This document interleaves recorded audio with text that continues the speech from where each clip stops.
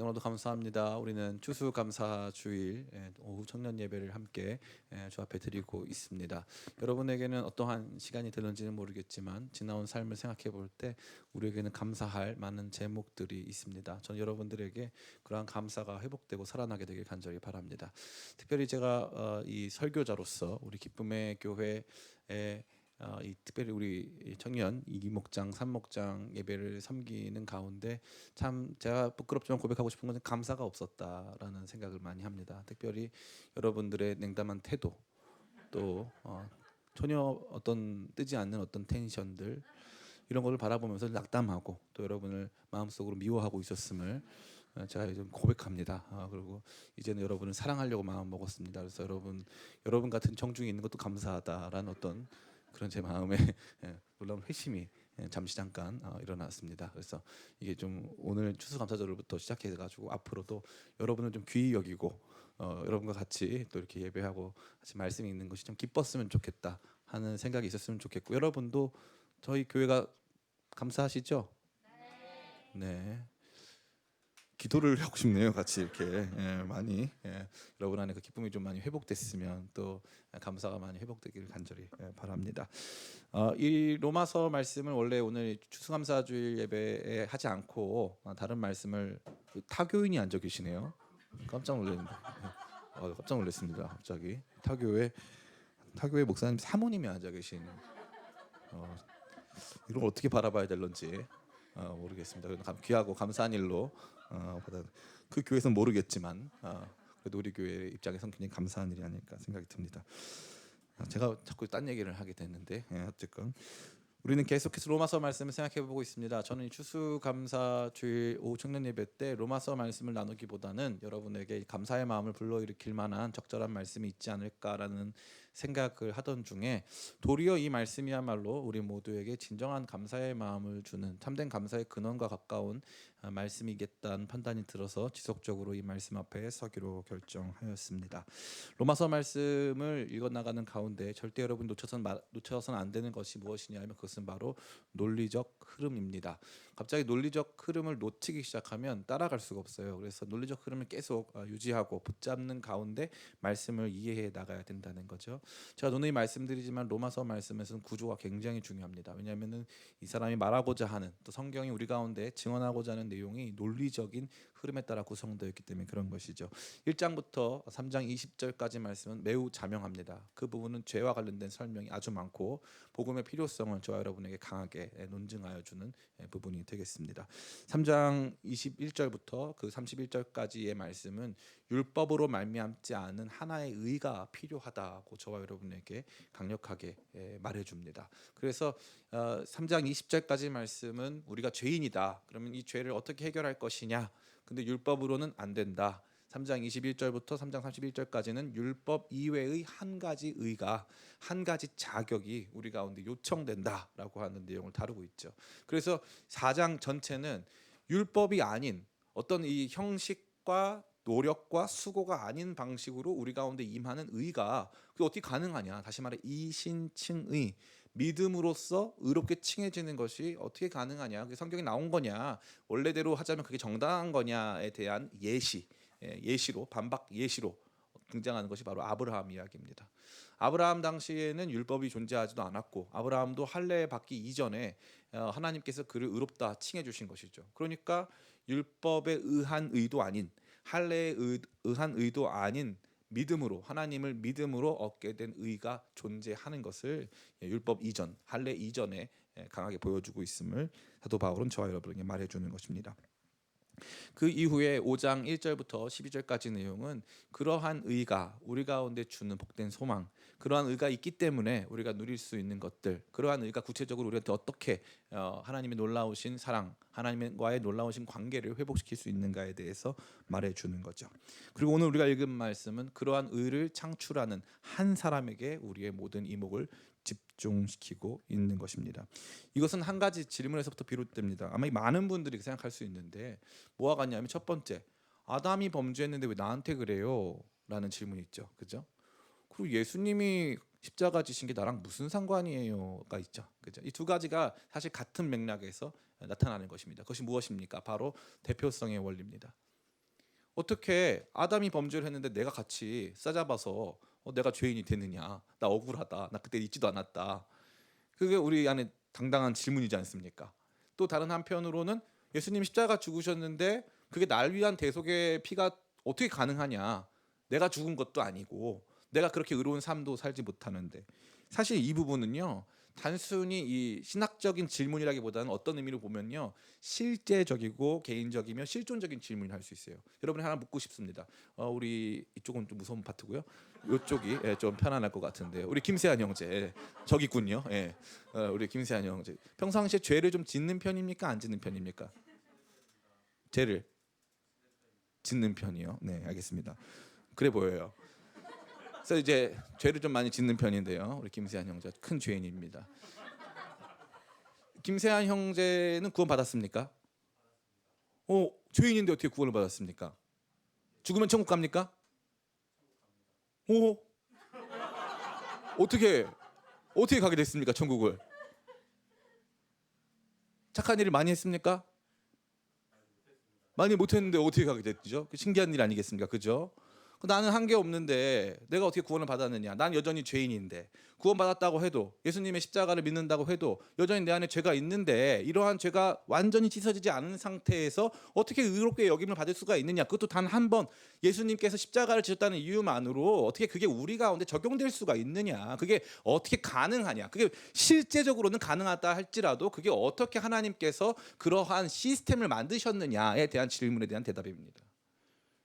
그러니까 오늘 말씀을 이해하는 것은 어떻게 보면 저와 여러분들이 지금 이 죄악된 상태, 여전히 옛사람의 이런 어떤 더러운 이 삶의 모습에서 벗어나지 못한 상태에서도 이 구원을 누릴 수 있는 최소한의 근거가 무엇인지를 밝혀주는 아주 중요한 내용이 되는 것이고, 그러기에 오늘 우리의 삶의 정황이 어떠하든지 우리가 뭐 잘 살든지 못 살든지 우리가 원하는 것을 성취했든지 성취하지 못했든지 예쁘든지 못생겼든지 뭐 학벌이 좋든지 나쁘든지 스펙이 어떻든지 상관하지 않고 감사할 수 있는, 구원받음에 의해서 감사할 수 있는 근거가 무엇인지에 대해서 저와 여러분에게 가르쳐 주는 것이죠. 그러니까 이 말씀이야말로 이 추수감사주일, 감사에 대해 생각하는 오늘 이날 정말 필요한 말씀이 아닐까 생각이 듭니다.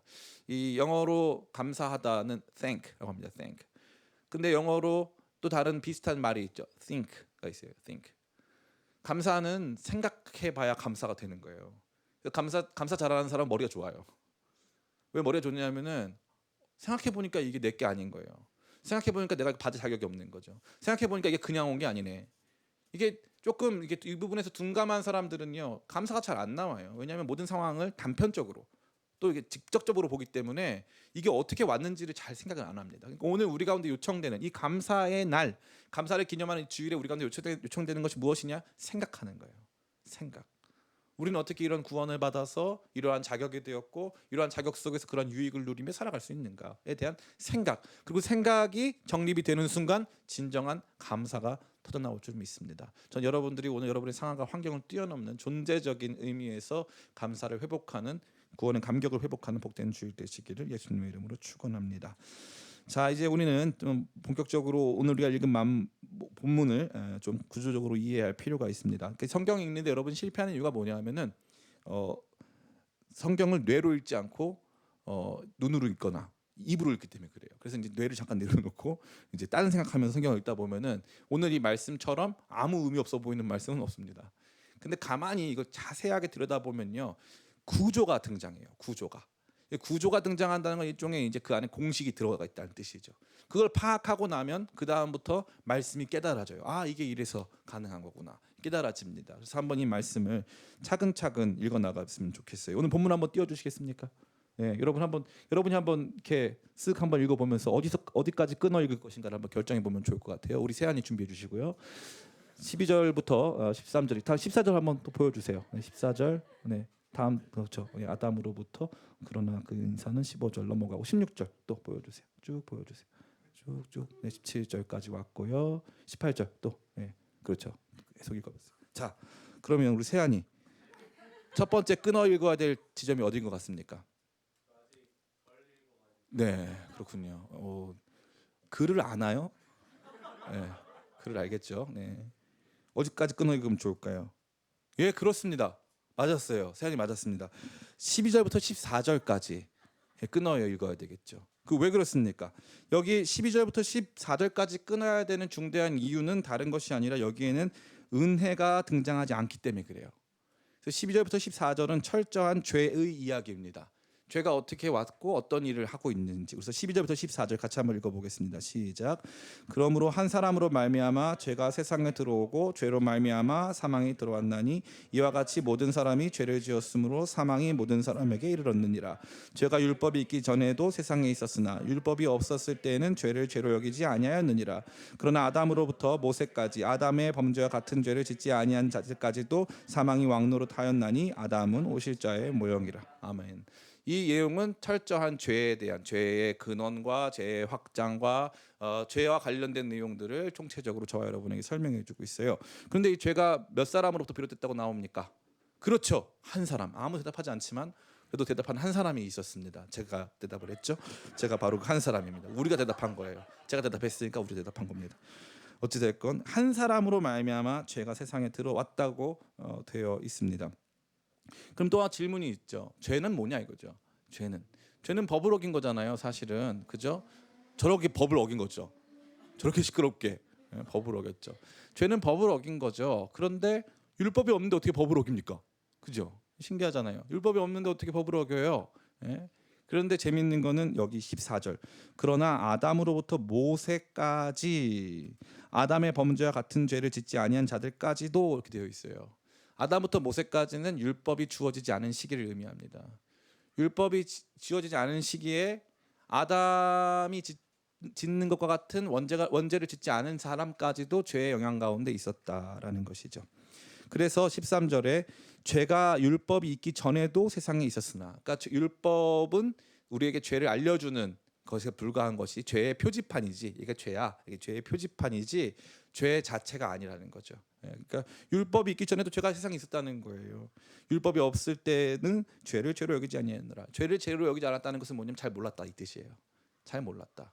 그게 죄였는데 죄인지를 잘 몰랐다. 이 정도 차원으로 이해하면 되는 것입니다. 이것이 첫 번째 죄에 대한 죄의 근원, 죄의 출발점, 또 죄의 확대를 저와 여러분 모두에게 보여주는 내용이라 할 수 있습니다. 그럼 두 번째 파트는 어딜까요? 15절부터 16절입니다. 우리 같이 한번 읽어보겠습니다. 15절부터 16절 시작. 그러나 이 은사는 그 범죄와 같지 아니하니 곧 한 사람의 범죄를 인하여 많은 사람이 죽었은즉 더욱 하나님의 은혜와 또한 한 사람 예수 그리스도의 은혜로 말미암은 선물은 많은 사람에게 넘쳤느니라. 또 이 선물은 범죄한 한 사람으로 말미암은 것 같지 아니하니 심판은 한 사람으로 말미암아 정죄에 이르렀으나 은사는 많은 범죄로 말미암아 의롭다 하심의 이름이니라. 아멘. 여기에서는 공통점이 뭐가 보이십니까? 우리 15절 16절. 예. 그렇죠. 여러분 보이셨죠? 어디입니까? 그죠? 같지 아니하니. 전혀 모르겠죠. 그러나 15절 그렇죠. 15절부터 보여줘. 15절 시작. 15절. 예. 보니까 그러나 이 은사는 그 범죄와 같지 아니하니 돼 있죠. 16절. 예, 16절. 또 이 선물은 범죄한 한 사람을 말미암은 것 같지 아니하니. 이 같지 아니하니 두 번에 걸쳐서 이 은사와 죄와 은혜가 다르다고 설명해 줘요. 그러면 죄와 은혜가 뭐가 다르냐? 시스템적으로는 한 사람으로 말미암아 죄가 임하고 한 사람으로 말미암아 은혜, 구원이 임했다라는 시스템은 같으나 그 내용이 다르다 이거죠. 어떻게 다릅니까? 죄가 임했을 때 사망이 왕노릇했다라고 하는 내용이 다른 거죠. 15절 말씀 그런 의미를 가지고 같이 한번 읽어보겠습니다. 시작. 그러나 이 은사는 그 범죄와 같지 아니하니 곧 한 사람의 범죄를 인하여 많은 사람이 죽었은즉 더욱 하나님의 은혜와 또한 한 사람 예수 그리스도의 선을 말미암은 선물은 많은 사람에게 넘쳤느니라. 아멘. 그러니까 범죄의 내용이 다른 거죠. 예, 그러니까 이 시스템은 같은데 내용이 다르다. 한쪽은 죽음에 이르렀고 한쪽은 생명에 이르게 되었다라는 내용이 다르다는 측면이죠. 두 번째는 범죄로 말미암은 것은 정죄에 이르렀고 의롭다함을 얻었다. 반대죠. 반대 개념을 설명하는 거예요. 그러니까 내용이 다르다는 겁니다. 이건 별로 중요한 문제는 아니에요. 더 중요한 문제는 흥미롭게 내용은 다르나 그 다음부터 등장하는 17절부터 19절의 말씀은 내용은 다른데 형식이 유사하다라는 거예요. 형식이 유사하다. 한 사람에 의해서 죄가 들어오고 한 사람에 의해서 의가 들어온 이 형식이 유사하다. 주는 건 다른데 형식은 유사하다라는 측면을 강조하고 있는 것입니다. 우리 17절부터 19절까지 같이 한번 읽어보겠습니다. 시작. 한 사람의 범죄로 말미암아 사망이 그 한 사람을 통하여 왕노릇하였은즉 더욱 은혜와 의의 선물을 넘치게 받는 자들은 한 분 그리스도를 통하여 생명 안에서 왕노릇하리로다. 아멘. 18절 시작. 그런즉 한 범죄로 많은 사람이 정죄에 이른 것 같이 한 의로운 행위로 말미암아 많은 사람이 의롭다 하심을 받아 생명에 이르렀느니라. 아멘. 19절 시작. 한 사람이 순종하지 아니함으로 많은 사람이 죄인 된 것 같이 한 사람이 순종하심으로 많은 사람이 의인 되리라. 아멘. 이 세 구절의 말씀은 뭐뭐와 같이 뭐뭐와 같이 뭐뭐와 같이가 반복되어 있는 것이죠. 그래서 이 세 구절을 통해서 죄의 영향과 그것과 유사한 모습으로 우리 가운데 주어지는 의, 은혜, 구원의 영향을 비교하여 말해주고 있는 것입니다. 그러니까 15절부터 19절은 그 유사성과 차이점을 설명하면서 저와 여러분에게 말해주고 있는 것이죠. 자, 그다음 마지막 부분은 어디겠습니까? 마지막 부분은 자연스럽게 20절부터 21절입니다. 이 부분이 바로 전체의 말씀의 총정리부가 되는 것입니다. 같이 한번 읽어보겠습니다. 시작. 율법이 들어온 것은 범죄를 더하게 하려 함이라. 그러나 죄가 더한 곳에 은혜가 더욱 넘쳤나니 이는 죄가 사망 안에서 왕노릇한 것 같이 은혜도 또한 의로 말미암아 왕노릇하여 우리 주 예수 그리스도로 말미암아 영생에 이르게 하려 함이라. 아멘. 이 모든 것이 대표성의 원리를 저와 여러분에게 총정리하여 설명해 주는 것입니다. 자, 그렇다면 이 부분이 저와 여러분에게 주는 영적인 교훈과 메시지는 무엇일까요? 첫 번째는 이 부분이야말로 우리 모두에게 대표성의 원리를 정확하게 인식하게 하는 것입니다. 다시 말해 죄가 한 사람으로부터 말미암아야지만 의도 한 사람으로부터 말미암을 수 있다는 것이죠.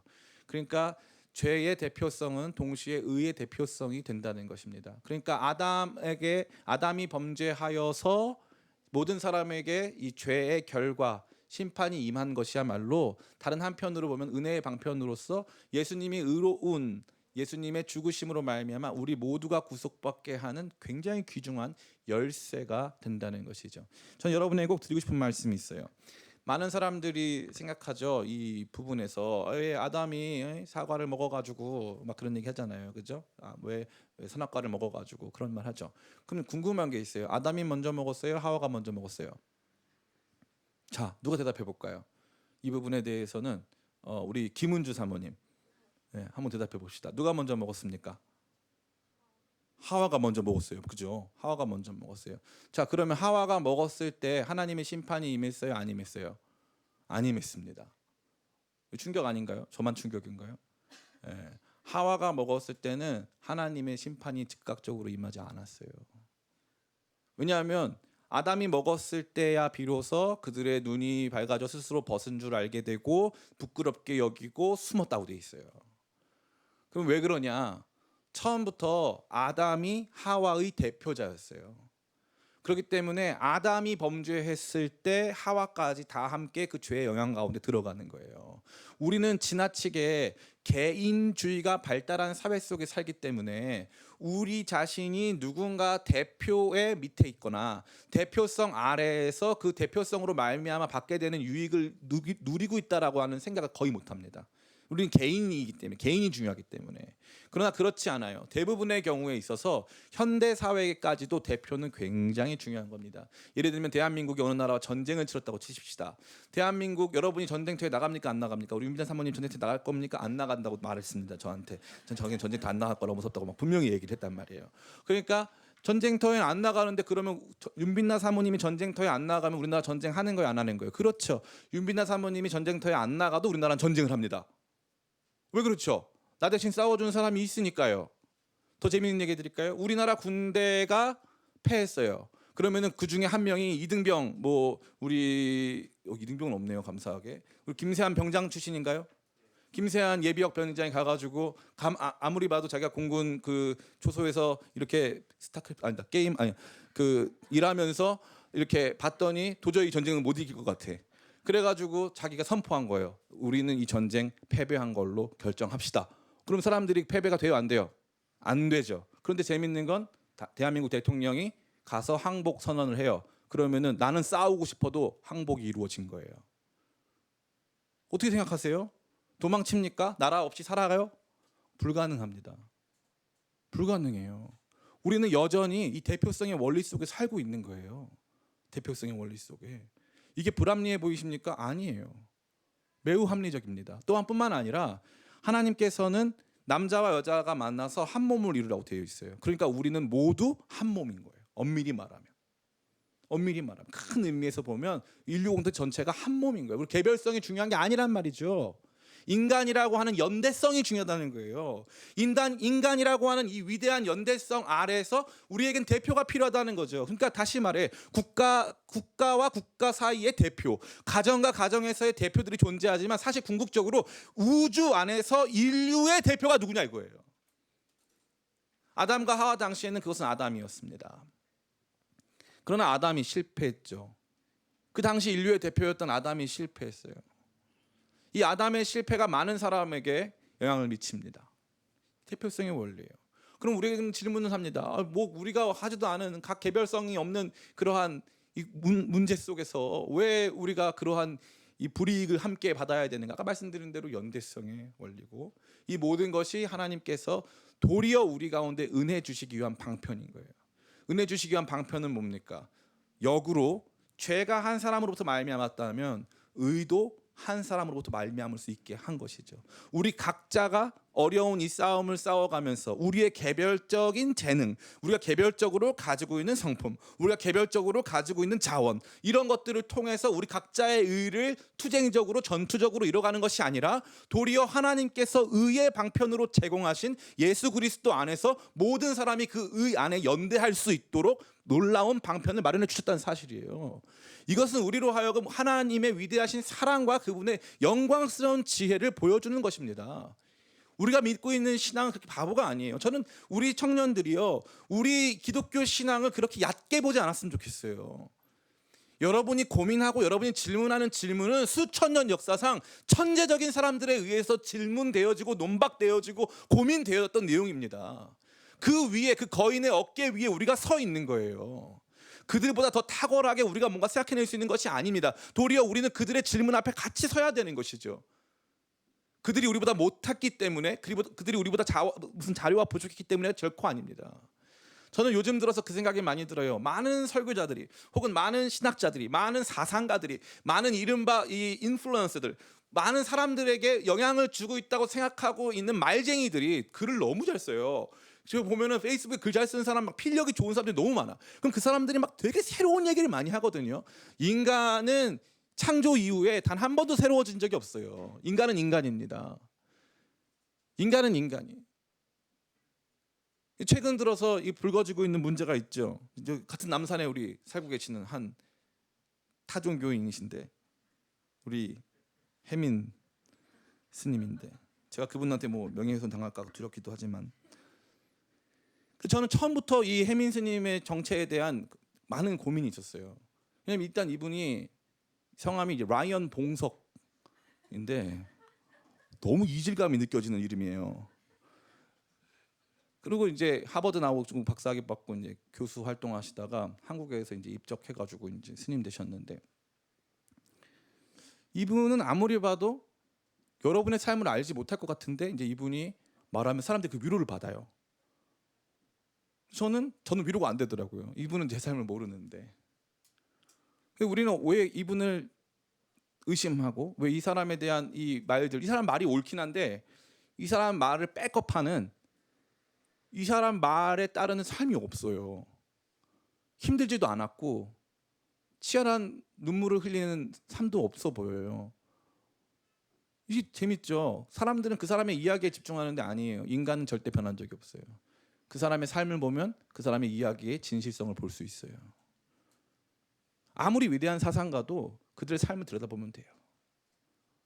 새로운 건 없습니다. 새로운 기독교 신앙 없습니다. 없어요. 감히 선포합니다. 없습니다. 없어요. 인간은 죄 아래 있고 죄의 지배와 종속 가운데서 살 수밖에 없어요. 도리어 우리가 주목하고 바라봐야 될 것은 영원히 변하지 않는 하나님의 말씀이에요. 영원히 변하지 않는 하나님의 말씀은 제가 아까 말씀드렸죠. 그냥 읽으면 이거 아무 생각 없이 읽으면 무슨 말인지 하나도 몰라요. 근데 하나하나 자세히 살피기 시작하면 그 안에 마치 이 감추어진 다이아몬드가 그 빛을 발하듯이 이게 작은 정으로 딱 깼는데 갑자기 여기서 뭐가 빛이 딱 나오면서 다이아몬드 나타나는 것처럼 정말로 이 진리의 보고인 성경이 저와 여러분에게 인간의 존재를 밝혀주고 인간이 구원받을 수 있는 유일한 진리의 길을 보여줍니다. 그것은 바로 다른 것이 아니라 우리에게는 대표가 필요하다는 거예요. 그래서 마틴 루터가 종교개혁 당시에 불렀던 찬양이 뭡니까? 내 주는 강한 성이요 방패와 병기 되시니. 이 장수 누군가? 주 예수 그리스도. 내가 혼자 나의 개별적인 경건의 싸움, 나의 개별적인 의의 싸움을 감당하는 것이 아니라 나를 대신하여 이 전쟁에서 승리하시는, 내 앞서 전쟁하시는 나의 진정한 왕 예수 그리스도로 말미암아 내가 그 승리에 동참할 수 있다라고 하는 감격 속에서 그 노래를 만들고, 그 노래는 지금도 종교개혁의 영원한 승전가로 울려 퍼지고 있는 것입니다. 사랑하는 청년 성도 여러분, 저는 여러분들의 마음이 깨어나시길 간절히 축복합니다. 언제까지 이 땅의 이야기로만 여러분의 신앙을 점철시키실 작정이십니까? 왜 하늘의 이야기는 받아들이신 적 없고 왜 진리의 이야기에는 둔감합니까? 왜 그렇게 공감이 필요하신 사람들이 되어버렸나요? 그래서 목사 활동이 대부분 우쭈쭈 사역이에요. 우쭈쭈 사역. 우리 목사 공동체 우쭈쭈 공동체. 근데 우쭈쭈 우리가 많이 해주는데 우리한테 잘 안 해줘. 나도 필요한데, 그죠? 뭐 맨날 다 우쭈쭈래. 뭐 얼마나 힘들었니? 뭐 아프니까 청춘이야. 뭐 너도 아파라 막 그러면서. 뭐 하고 있는 건지 모르겠어요. 왜냐하면 오늘 우리가 살아가는 삶의 척박한 현실이 과거보다 더하진 않고요. 내가 실존이라고 하는 벽 아래 갇혀서 느끼는 통증과 그 고통이 우리보다 더 심각한 삶을 살아온 그들보다 더하진 않습니다. 물론 그것이 나의 것이라고 하는 의미가 있을 뿐이지요. 그러나 그런 위대한 믿음의 성도들이 지나왔던 진리의 빛 가운데서 삶을 재해석해내고 그 구원의 능력이 우리를 다시 한번 새롭게 하는 것을 경험해왔던 이 진리의 변함없는 역사가 분명히 주어져 있음에도 불구하고 오늘 우리의 시대에 듣기 좋은 감언 이설과도 같은 이야기에 녹아내려서 이러한 진리, 대표성의 원리, 저 고리타분한 거, 저거 옛날 얘기, 우리는 각 개인인데 왜 개인의 얘기를 하지 않고 왜 연대의 얘기를 하는가, 왜 집단의 얘기를 하는가? 그거 우상이에요, 우상. 메타 내러티브에 대한 배척 우상입니다. 왜 메타 내러티브가 없이 인간은 존재할 수 없기 때문에 그래요. 인간은 그렇게 살 수 있는 존재가 아니에요. 밥 먹고 뭐 좋은 옷 입고 그냥 끝납니까 인생이? 아니에요. 인간은 그 이상의 무언가, 인간이라고 하는 인간 군상의 각자의 이야기가 아닌 인간이라고 하는 궁극적 이데아의 이야기에 반드시 거기에 관심 가질 수밖에 없단 말이에요. 인간은 그 영원한 이야기를 소망하고 갈망하고 있단 말이에요. 근데 그 안에서 막 충돌이 일어나잖아요. 나는 구원받지 않은 것 같고, 나는 죄가 가득하고, 죄의 영향이 이 땅에 가득하고, 이 단순히 나를 넘어서서 내가 살고 있는 이 세상에 죄가 만연하잖아요. 죄의 이야기가 사상의 이야기라고요? 아니에요. 쓰레기 문제 생각해 보세요. 그 죄의 문제 아닐까요? 인간의 탐욕의 문제 아닐까요? 전 이해가 안 되는 게 있어요. 왜 물병의 포장지는 왜 달라야 합니까? 왜 달라야 해요? 옷의 디자인은 왜 달라야 합니까? 옷은 이미 한 벌 있는데 왜 수많은 옷을 소비해야 될까요? 그 왜입니까? 욕망 때문이잖아요. 왜 음식물 쓰레기가 이렇게 많아요? 제가 많이 먹었어. 많이 먹어서 많이 남기진 않아요. 왜 많아요? 욕망 때문이죠. 왜 차를 2년마다 바꿔요? 욕망 때문이잖아요. 왜 인정을 안 해요? 왜 인정을 안 합니까? 죄의 이야기는 세상을 뒤엎고 있어요. 죄를 쉽게 보지 마세요. 죄는 구조화돼요. 지금 오늘도 누군가의 생명을 앗아가고 있어요. 누군가의 음식을 착취하고, 누군가의 자유를 속박하고 있단 말이에요. 죄가. 이 지구의 문제는 인간의 문제입니다. 이 인간의 문제는 죄의 문제고요. 이 죄의 출발 지점에 한 사람이 있었던 것이 부당하게 느껴지십니까? 그러면 은혜의 출발 지점에 한 사람이 있다는 것도 부당하게 느껴져야 되고, 모든 싸움은 여러분 개개인의 싸움이 돼야 합니다. 그것은 하나님께서 만드신 시스템이 아니에요. 하나님께서는 모든 사람에게 만에 하나 이 인간이 죄로 말미암아 타락하여 완전히 부패하고 재생 불가능한 상태가 되었을 때 하나님의 법칙 속에서 이것들을 회복시킬 수 있는 유일한 길을 만드셨는데 그것은 다른 한 사람, 그의 아들 예수 그리스도를 통하여서 그의 아들의 의로운 행동, 그의 아들의 순종, 그의 아들의 생명으로 주실 영원한 구원, 영원한 의, 영원한 생명을 열게 하시는 통로로 저와 여러분 가운데 주어져 있다는 사실입니다. 저는 여러분들이 이것의 영광을 바라보시기를 예수님의 이름으로 축원합니다. 그래서 우리는 내 것으로 만족하는, 나의 의로 만족하는, 이게 개인주의의 문제가 뭐냐면 바로 이 지점이에요. 나의 것이 아니니까 받아들일 수가 없는데 심지어 모두 못 받아들이면 은혜도 못 받는 거예요. 내 게 아니니까, 내가 만든 게 아니니까 은혜도 못 받게 만드는 거예요. 그렇지 않습니다. 하나님께서는 처음부터 인간 공동체를 연대케 하셨어요. 내가 원하건 원치 않건 우리는 죄에 연대하든지 은혜에 연대하든지 어떤 모양이 됐든지 지금 어떤 연대를 이루고 있어요. 소비 연대, 사용 연대, 사상적 결집을 하고 있는 연대들로 우리가 세상에서 뭔가를 바꿔내고 있고 뭔가를 소비하고 뭔가를 창출하고 있다는 거예요. 근데 주님께서는 그분의 십자가와 죽으심으로 우리가 치러야 할 대가를 다 치르시고 우리로 이제 의의 연대에 참여케 하셔서 그 놀라운 구원의 역사에 동참케 하셨다는 거예요. 이제 그분이 승리하셨어요. 대표성의 원리입니다. 오늘 새벽에 대한민국 축구 대표팀과 멕시코 축구 대표팀 간의 축구 시합이 있었어요. 저는 물론 보지 못했습니다. 그럼에도 불구하고 사람들이 응원을 했어요. 왜 응원합니까? 대한민국이 이기는 게 무슨 여러분의 임금 인상에 무슨 도움이 됩니까? 여러분의 연애 활동에 무슨 도움이 돼요? 대한민국이 이겼기 때문에 갑자기 없던 남친이 없던 여친이 생깁니까? 아니잖아요. 그렇지 않습니다. 근데 그게 왜 중요한 문제고 그게 그 승리가 왜 우리의 승리가 됩니까? 거기에는 대표성의 원리가 있는 것이고 대표성의 원리는 현재도 존재하는 것입니다. 인간이 결코 혼자가 아님을, 인간이 인간이라고 하는 인류 공동체의 일원으로 조건시컨 연대를 이룰 수밖에 없다는 사실을 인정하는 그 순간 우리에게는 반드시 우리의 대표자가 필요한데 우리의 대표자는 실패한 옛 아담이 아니요 승리하신 예수 그리스도인 줄 믿습니다. 전 여러분이 그것을 경험하고 체험하고 누리고 알아가기를 간절히 축원합니다. 두 번째 중요한 내용은 이 죄를 의로 바꾸실 때 나타난 죄의 영향입니다. 우리 17절부터 19절까지 말씀 같이 한번 읽어보기 원합니다. 같이 읽겠습니다. 시작. 한 사람의 범죄로 말미암아 사망이 그 한 사람을 통하여 왕노릇하였은즉 더욱 은혜와 의의 선물을 넘치게 받은 자들은 한 분 예수 그리스도를 통하여 생명 안에서 왕노릇하리로다. 그런즉 한 범죄로 많은 사람이 정죄에 이른 것 같이 한 의로운 행위로 말미암아 많은 사람이 의롭다 하심을 받아 생명에 이르렀느니라. 한 사람이 순종하지 아니함으로 죄인 된 것 같이 한 사람이 순종하심으로 많은 사람이 의인이 되리라. 아멘. 여기 보면은요 총 세 가지의 죄의 영향이 등장합니다. 첫 번째는 죄의 종속이 등장합니다. 죄가 우리를 종속시키고 있다는 것이죠. 죄가 우리를 속박하고 있다는 의미입니다. 그래서 한 사람의 범죄로 말미암아 그 한 사망이 그 한 사람을 통하여 왕노릇하였은즉 사망이라고 하는 권세가, 죽음의 권세가 우리로 하여금 우리에게 왕노릇하고 있다, 우리를 지배하고 있다는 사실이죠. 사망이 왜 어떤 방식으로 우리에게 왕노릇하고 있느냐는 굉장히 이 다양한 차원에서 나타납니다. 오늘 대표적으로 우리가 이 사망이 어떻게 우리에게 왕노릇하느냐를 저에게 질문하신다면 제가 대답해드릴 수 있는 것은 딱 한 가지입니다. 그것은 바로 물질주의입니다. 물질주의. 육체적 사망이 궁극적 끝이라고 보기 때문에 이 물질주의는 단순히 물질을 숭배하는 것을 넘어서서 물질이 전부 혹은 가장 중요한 우선이라고 여기는 사상체계입니다. 이것은 사망이 존재하지 않는다면, 영원한 가치에 대해 관심을 갖기 시작한다면 사실 쉽게 큰 문제가 되지 않습니다.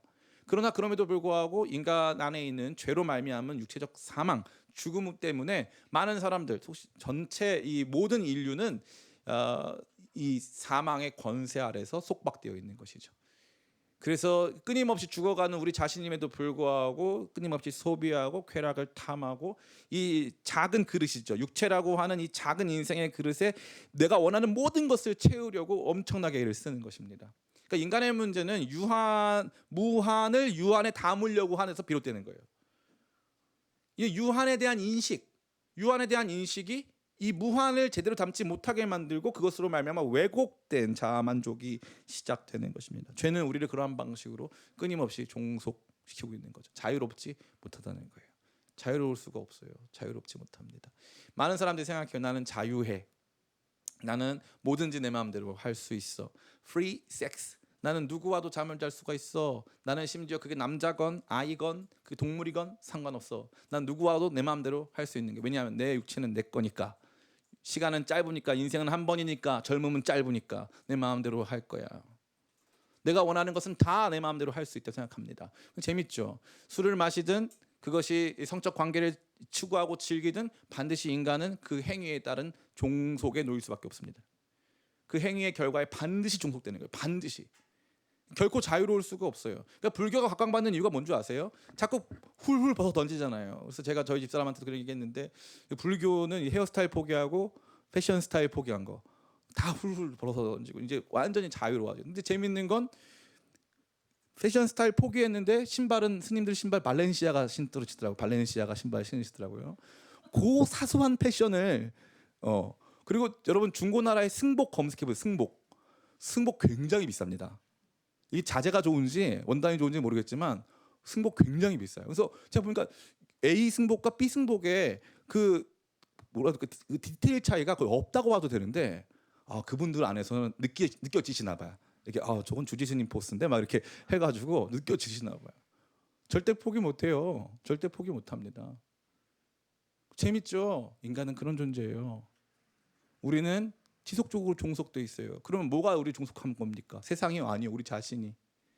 우리 자신 안에 죄가 여러분을 막 윽박지르고 종속하는 거예요. 이 죄의 모습이 끊임없이 여러분들을 왜곡시킵니다. 건강하고 깨끗하고 아름다운 우리의 모습이 아닌 끊임없이 뭔가 욕망케 하고, 그 욕망으로 말미암아 불편케 하고, 그 불편함으로 말미암아 누군가를 찔르고 때리고 괴롭혀야만 할 만큼의 주체할 수 없는 그러한 이 내면 안의 부작용들을 많이 양산하고 있다는 것이죠. 프로이드는 인간 심리에 있어서 인간의 의식, 난 이런 사람이야 라고 하는 의식보다 인간의 무의식에 집중합니다. 인간의 무의식. 꿈은 인간의 무의식의 반영이라고 생각했죠. 이 프로이드가 가졌던 사고는 많은 사람들에게 혁신적인, 정말 전향적인 아이디어를 줬어요. 왜냐하면 그 전까지 이 사람이 어떤 사람인가를 판단하기 위해서는 이 사람의 말이나 이 사람의 체계화된 생각에 집중했는데, 그게 아니라 프로이드는 그렇지 않다는 거죠. 인간 내면에는 주로 성적으로 억압된 자아가 존재한다는 거예요. 재밌지 않으세요? 전 너무 재밌더라고요. 인간 내면에 성적으로 억압된 자아가 존재한다? 그 무슨 뜻이에요? 우리 안에는 다 죄가 있다는 뜻이에요. 이게 성경으로 말하면 우리 다 원죄를 가지고 있다는 거예요. 우리 다 죄가 있다. 분열된 자아, 충족되지 못한 자아, 끊임없이 잘못된 것을 욕망하고 있는 자아가 내면에 있다는 것을 학문적으로 심리학적으로 말한 것에 불과한 거죠. 이게 우리입니다. 죄는 우리를 끊임없이 속박해요. 그러니까 시스템, 구조, 타인, 그게 내 안에서 나를 속박하는 게 아니라 내가 나를 속박하고 있는 거고, 내 안에 죄가 나를 속박하고 있는 거죠. 예수님은 그것으로부터 우리를 자유케 하십니다. 그래서 이 17절 보면 재밌는 게 뭐냐면 이거예요. 다시 한번 읽어볼까요? 시작. 한 사람의 범죄로 말미암아 사망이 그 한 사람을 통하여 왕노릇 하였은즉 더욱 은혜와 의의 선물을 넘치게 받은 자들은 한 분 예수 그리스도를 통하여 생명 안에서 왕노릇 하리로다. 아멘. 잘 보세요. 여기 보면 사망이 왕노릇했으면 뒤에는 생명이 왕노릇해야 될 거 아니에요. 그죠? 근데 앞에는 사망이 왕노릇했는데 뒤에는 생명 안에서 내가 왕노릇하는 거예요. 참 나를 발견하는 거예요. 참 자아, 참된 나를 발견하는 거예요. 이게 얼마나 귀한 건지 몰라요. 제가 예전에 쓴 시가 있는데, 여러분 제가 시를 싫어하시니까 제가 다 읽어드리지는 않겠습니다. 제가 쓴 시가 있는데 그게 뭐냐면은 이제 가로등 앞에서 보면은 내가 키가 커 보여요, 작아 보여요? 그렇죠, 커 보여요. 가로등 앞에 쓰면은 이 빛이 낮고 그 다음에 이 빛이 어두우면 내가 엄청 커 보여요. 엄청 커 보여요. 근데 태양의 남중고도 12시에 딱 올라가가지고 이제 보면은 거기서 내 그림자가 커 보여, 작아 보여? 엄청 작아 보이죠. 근데 우리는 뭐만 보는 거예요? 그 그림자가 난 줄 아는 거예요. 가로등 안에서 그림자 봤더니 내 그림자 엄청 크네. 오, 대박이다. 그런데 누군가 높은 사람, 대단한 사람 밑에 딱 봤을 때 너무 작아 보여요. 그런데 구원은 뭐냐? 구원은 우리로 그 빛을 보게 하는 거예요. 그 빛을 본 순간 그림자가 없어. 그림자가 없어. 그림자로 확인하는 내가 없다고요. 그래서 죄의 종속을 넘어서면 그리스도의 왕되심인데, 그리스도께서는, 그리스도의 다스리심은 그분이 왕인데 항상 하시는 말씀이 함께 왕노릇하자 말씀하세요. 여러분이 진짜 여러분이 주도하고, 여러분이 세워가고, 여러분이 만들어가고, 여러분이 자유함 가운데 누리고 활동할 수 있는 새로운 구원의 측면이 부여된다는 사실입니다. 두 번째는 바로 정죄입니다. 18절 같이 한번 읽어보겠습니다. 시작. 그런즉 한 사람, 다시 한번 해보게요. 시작. 그런즉 한 범죄로 많은 사람이 정죄에 이른 것 같이 한 의로운 행위로 말미암아 많은 사람이 의롭다 하심을 받아 생명에 이르렀느니라. 아멘. 여기서 강조되는 것은 한 범죄와 한 의로운 행위입니다. 한 의로운 행위는 많은 사람에게 생명을 주는 행위죠. 아담의 행위는 많은 사람에게 사망을 주었다면 예수님의 행위는 많은 사람에게 생명을 주었습니다. 더욱 놀라운 것은 아담은 자신이 하나님처럼 되어 영원한 생명을 소유하고 스스로 선악을 분별하는 하나님의 자리를 탐하여서 이루어진 것이지만, 예수님은 하나님과 근본 본체이심에도 불구하고 자기 자신을 비워 종의 형체를 가지시고 죽기까지 순종하사 십자가에서 자기의 생명을 내어주심으로 우리로 하여금 이 영원한 생명에 참여케 하셨습니다. 이것이 바로 의로운 행위로 말미암아 얻게 된 위대한 생명이 되는 것이죠. 이 생명은 단순한 여러분이 이 땅에서 길게 살고 오래 살고 건강하게 사는 육체적 생명을 의미하는 것이 아닙니다. 이 생명은 우리의 육체적인 현재의 생명을 포괄한 새로운 존재 방식의 생명이 되죠. 다시 말해 예수님의 생명입니다. 예수님의 의로우신 행동으로 말미암아 우리 가운데는 예수님의 생명이 부여된 것이죠. 그래서 신자에게 죽음이란 모든 것의 끝이 아닙니다. 신자에게 죽음이란 마치 이 방에서 새로운 저 방으로 넘어가는 문과 같아서 우리에게 있어서 죽음이란 그렇게 슬퍼하거나 고통스러운 문제가 결코 아니라는 것이죠. 참 신앙은 우리 가운데 이러한 담력을 주는 것입니다. 참 신앙. 예수님의 의로운 행위를 그분께서 주신 생명과 결부시키며 그 생명이 우리 가운데 임한다는 위대한 진리를 삶으로 체험하게 되는 것입니다. 바로 예수님이 그것을 여러분 가운데 주셨다는 사실이죠. 마지막 세 번째입니다. 19절 같이 한번 읽어보겠습니다. 시작. 한 사람이 순종하지 아니함으로 많은 사람이 죄인 된 것 같이 한 사람이 순종하심으로 많은 사람이 의인이 되리라. 아멘. 드디어 등장합니다. 한 사람이 순종하지 않았다, 불순종했다 이거죠. 여러분은 삶에서 얼마나 많은 불순종을 행하고 계십니까? 하나님의 뜻이 자명함에도 불구하고, 이웃 사랑하라는 뜻이 자명함에도 불구하고 사랑하지 못하며 살아가는 우리 자신을 얼마나 많이 만나고 있습니까? 우리 자신은 순종할 수 있는 능력도 없고 의지도 없고 그러한 태도도 갖추고 있지 못합니다. 그러나 그러한 우리의 모든 행동을 통해 우리를 죄인으로 드러내시기보다 이제 한 사람의 순종, 예수님의 십자가의 길, 그 모든 순종을 통하여 예수님의 행하신 일을 우리가 행한 것으로 인정하여 주사 우리로 그 순종에 참여케 하시고 우리에게 의인이라 칭해 주신다는 사실입니다. 이제 말씀을 마칩니다. 사랑하는 우리 기쁨의 교회 청년 성도 여러분, 저는 여러분들이 우리가 받은 구원을 여러분의 감사의 제목으로 만들게 되시기를 간절히 축복합니다. 기독교 신앙은 단순히 감성적인 것에 머무르지 않습니다. 감정은 날씨와 같아서 언제나 왔다 갔다 해요. 언제나 왔다 갔다 합니다. 저는 그럴 때가 아주 많이 있어요. 저는 개인적으로 저희 집사람한테 감사한데, 제가 아주 이렇게 설교를 못해서 오늘 같은 날 설교를 못하고 이렇게 해가지고 외로워하고 슬퍼하면은 우리 집사람이 저한테 괜찮아, 잘했어, 필요한 말이야 이렇게 얘기를 해줍니다. 때로는 좀 더 저를 우쭈쭈하지 않았기 때문에 제가 밉기도 하고 좀 불만족스럽기도 하지만, 가만히 그 감정의 상태를 조금 치다가면은 그 말이 맞아요. 뭐 설교 하루 이틀 할 것도 아니고, 여러분에게 제가 무슨 뭐 다른 얘기 전한 것도 아니고 말씀에 있는 얘기 전했는데, 잘하건 못하건 떠나서 성령께서 또 저의 말의 지혜에 있는 것이 아니라 성령의 나타남 속에서 하나님의 진리의 빛이 나타나는 건데, 너무 내가 일희일비하고 있구나라고 다시 한번 저 자신을 추스릴 수 있는 기회가 생긴다는 것이죠. 오늘 이 말씀 역시도 마찬가지입니다. 감사에 대해 생각하고 감사의 제목을 두리번 찾고 있는 우리 자신에게 주님께서는 감사의 제목을 툭 던지듯이 보여주십니다. 너 감사할 거 이거 있잖아. 예수님 한 분으로 말미암아 네가 얻게 된 것이 얼마나 많냐. 그분의 수고로 말미암아 네가 얻게 될 것이 얼마나 많냐 하는 것이죠. 얼마나 많냐 하는 것이죠. 저는 90년대를 지나온 사람이기 때문에, 여러분 90년대 태어났지만 저는 90년대 지나왔잖아요. 지나온 사람이기 때문에 옛날 영화 굉장히 좋아해요. 근데 제가 좋아하는 영화 두 개가 있어요. 하나는 라이언 일병 구하기. 갑자기 또 라이언 또 나왔어요. 라이언 봉석 구하기 아니에요. 라이언 일병 구하기. 그 영화 굉장히 좋아해요. 그 영화 왜냐하면은 인간의 인간됨을 너무 극명하게 보여주기 때문에 그래요. 그 영화의 첫 장면은 이 라이언 일병이 수십 년이 지난 다음에 노르망디에 다시 찾아가 가지고 그 비석 앞에 자기를 위해서 죽은 캡틴 이름 까먹었는데 그분 비석 앞에서 비석을 만지면서 우는 장면으로 시작하는 거예요. 이 라이언 일병에 네 형제가 있었는데 이 네 형제 중에 세 명이 죽습니다. 그래서 이 라이언 유일하게 남은 이 아들은 전 미군이 이 라이언을 죽일 수는 없다. 얘는 살려야 된다. 그래가지고 이 미국의 굉장히 중요한 이 특수부대를 파견해가지고 그 한 사람을 구출하는 내용이에요.